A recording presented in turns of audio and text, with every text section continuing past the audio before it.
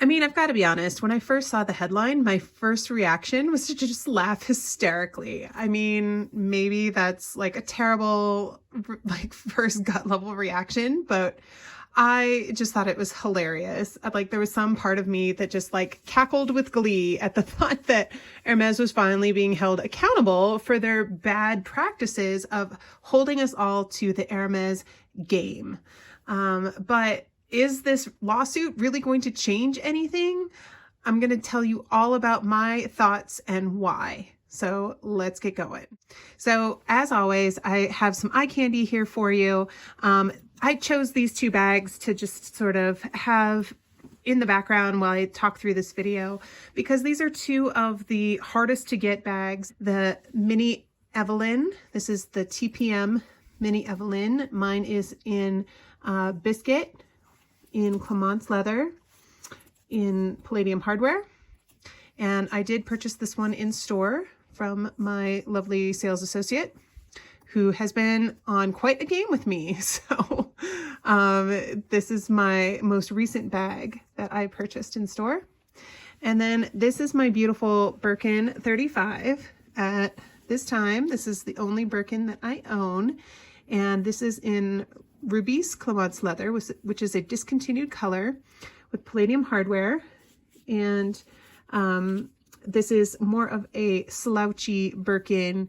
It is several years old at this point. This was from the year 2010, and it has certainly relaxed into the leather quite a bit. So it's nice and slouchy, but I love this bag and purchased it pre-loved. And I have several videos all about this beauty. So if you are curious, actually I have several videos about both of these bags. So if you're curious and want to know the story of how I came by these bags and all of that, then, you know, certainly follow the links below and look those up.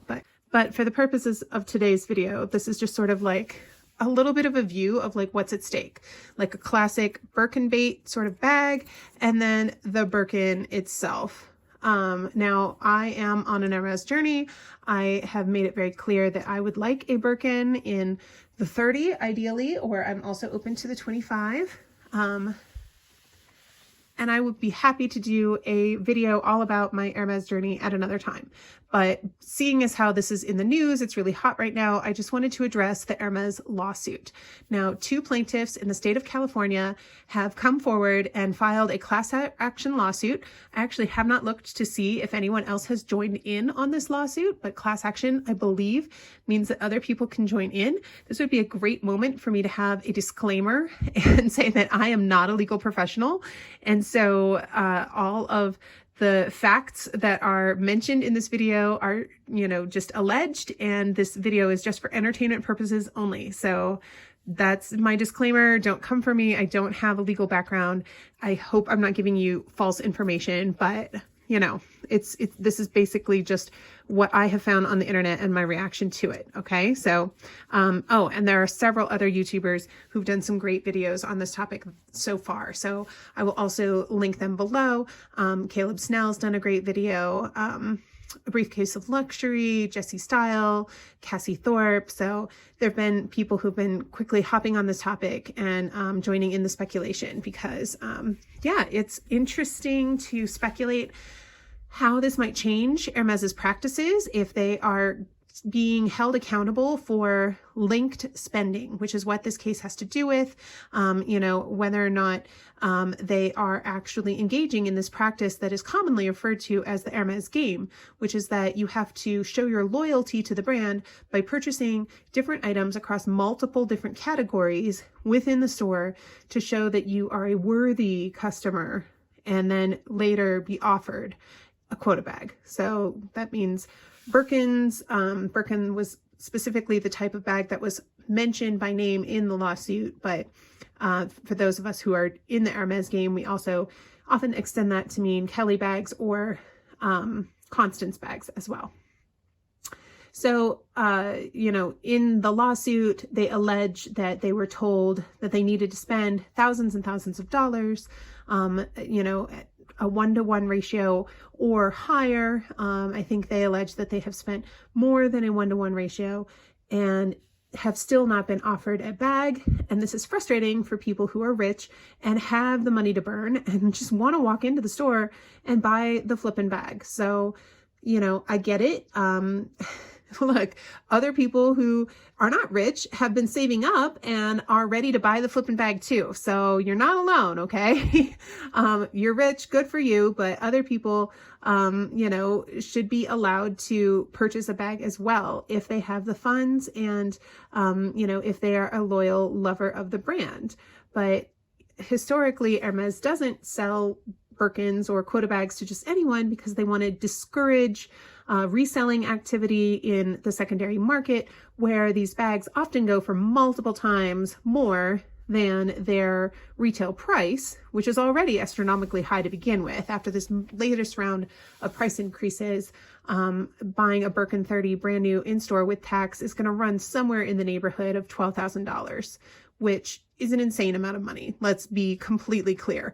It is insane. And so, you know, if you're willing to go with less than perfect, you can stand to save quite a bit of money by going the Preloved route in general. If you're not particular about the color or hardware combination or having absolutely perfect condition, going Preloved doesn't always mean that you're paying multiple times the retail price in markup. That's usually just for brand new full set, you know, like store-bought, untouched condition, that bags are fetching that high price. But nevertheless, Hermes wants to protect its exclusivity and therefore has engaged in what was formerly a waitlist system and was still a waitlist system until more recently, as I understand it, in other places around the world. In the US and in Asia, it seems that they have been working on this pre-spend game for several years, whereas folks like Wild Unfiltered, I know on her channel she was talking about this topic as well, and it seems by her experience that she was on a straight up waitlist system and was able to get several quota bags just by expressing her interest and then just waiting. So I really, really wish that that was the case here. I've been waiting upwards of almost 2 years for my bag offer to come along without any luck. So will Hermes go back to a waitlist system? Or will they continue to play the game? Look, it is my opinion that this particular lawsuit is actually not going to change anything. Yes, it's a little bit of blip of bad press, but in the world of, you know, any press is good press ultimately. Is it going to get more people interested in Hermes? Yes. You know, are we going to have people giving up the game? You know, I don't know. I'm not sure. I know there's been a lot of chatter on YouTube of people who are frustrated in the game and are like leaving the Hermes game. But look, like luxury is going up and up and up across the board anyway. So I don't know what that is really going to mean for people who are leaving the game necessarily. It might mean that they take a break and they don't get the bag that they want for that much longer. But is it going to mean that Hermes is going to change its practices? I honestly really don't think so. I would love to be wrong. Don't get me wrong. I would love to be wrong.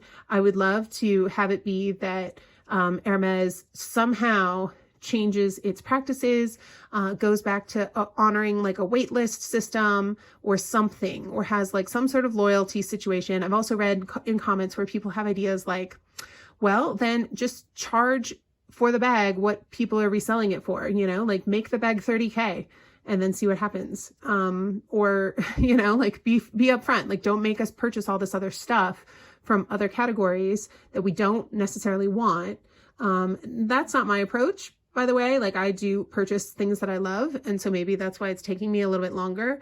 But in general, oh, and also everything's just really effing expensive. Like I just don't have a ton of money to spend at Hermes every month, right? Like that's just not a priority in my life in general. So when I have saved up money and I want to be splurging, I look for things that I love at Hermes that will go towards my game. That's basically my strategy. But, you know, if people had the option of choosing play the game and have it take 2 years or pay $30,000 and get the bag right now, like that could be another option. Having it be like more of a straight up loyalty rewards program kind of situation. I don't know, like there are multiple different economic models that Hermes could explore to solve this very frustrating issue and create more transparency. But the long and the short of it is it would be very, very hard for these plaintiffs to prove that Hermes is linking their selling when I'm sure there's nothing official in an Hermes handbook anywhere that says, tell clients that they have to spend a whole lot of money on other things before you'll offer them a bag. Like all of this is sort of just the practice that has developed over time. And so I know that people at Hermes are probably smart enough not to have documented this. And so if anybody ever implies that this is the situation, like, they can just fire that employee and not have to deal with it as a formal set of repercussions from the actual Hermes corporate institution, right? So, whether you are wanting to spend your money on Birkin bait and you think that, you're finding things that are beautiful, or you're a person who's flooding the Preloved market with all of your Birkin bait, like that's your choice, right? But I don't know, like, would this bag be worth it to you? Like, I love it, don't get me wrong, but is it a $30,000 bag? Like, not for my world, but like if someone has that much money to spend and they choose to do it, then I guess go for it. Like, I don't know, make special orders more of a approachable option for people who want to go that route. Like there are lots of different options, right, on how to make Birkins more approachable, I guess, for people who are in a wealthy enough class that they really just want to get their flex on so bad that they want to buy a Birkin like yesterday, right, and have that in-store experience. So I don't know. I think that this lawsuit is really interesting. I think it will set an interesting precedent. Can anybody get their twillies to stay on like perfectly fine? Like, I know I cannot, but anyway, it will be really interesting to see what comes of this lawsuit, but I personally just do not have my hopes up.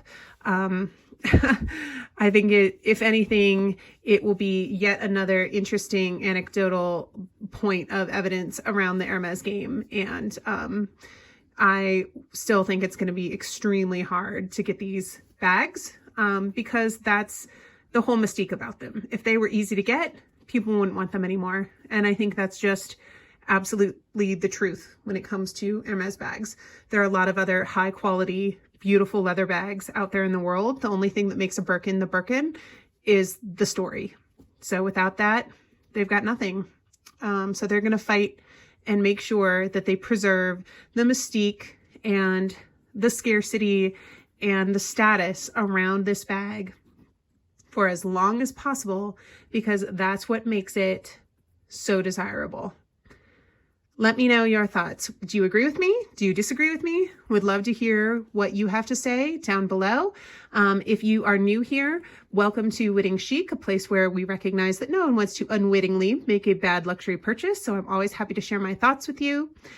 Please do like, comment, subscribe, and share. Really do appreciate your support. And I will see you in my next one. Have a fantastic day, you guys. Bye.